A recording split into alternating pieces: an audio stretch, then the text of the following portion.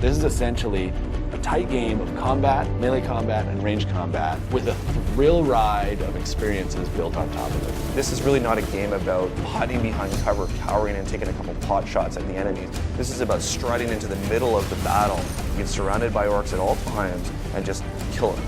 In this game, you'll have very little downtime.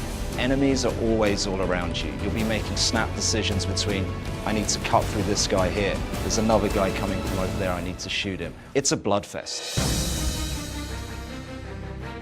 The combat system in Space Marine is a unique system. You take a look at the Space Marine again, he's huge, he's big, he's powerful, but he's not limited to one form of combat over another. He's a master of all combat. The whole basis of achieving this combat system is the animation engine. It's the ability to transition between two different animations and make them blend seamlessly. In animation, we're accountable to every movement that the Space Marine does, that the player does, that the enemies do. Everything has to connect and be choreographed in a way that's fluid and connected. Our camera system is very versatile in the ability to switch from range combat to melee combat and back again in a very short amount of time. That combination of the really sort of up-close and personal melee combat that we have in our game, combined with the devastating range weapons we have, creates this very unique combat experience that you've never played before.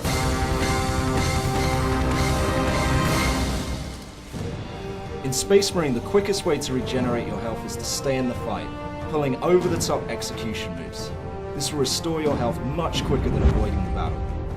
Fury is the epitome of visible, violent death. The more violent you are, the more fury you get.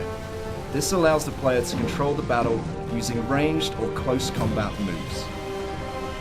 Range fury slows down time. It allows the player to pick off the enemies and perform that incredibly satisfying headshot. When you're in the thick of the fight and you're overwhelmed on all sides, close combat fury allows you to clear the area and take out many enemies at once. If you use close combat fury effectively, you'll destroy those smaller enemies while stunning the larger ones, giving you enough time to deliver that final brutal blow.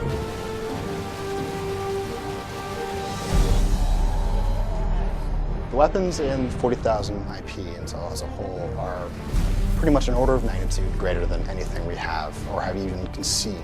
The player starts with basic weaponry, a ranged weapon, a melee weapon. As the game progresses, we unlock new abilities, new upgrades, and new weapons for the players. In Space Marine, we have the Las cannon, which is this huge energy sort of laser full that burns these giant holes through armor. We've got the plasma gun that you can charge up and fires these sort of little mini nuke plasma bombs. We've got the heavy bolter, which is basically like a big Gatling cannon, and it's so powerful that when you hit enemies, they just kind of disappear into these mists of blood. Throughout the campaign, we unlock a power axe. We even allow the player to use a thunder hammer, which is really over the top in terms of the damage it can do. Space Marines like to get up close and personal.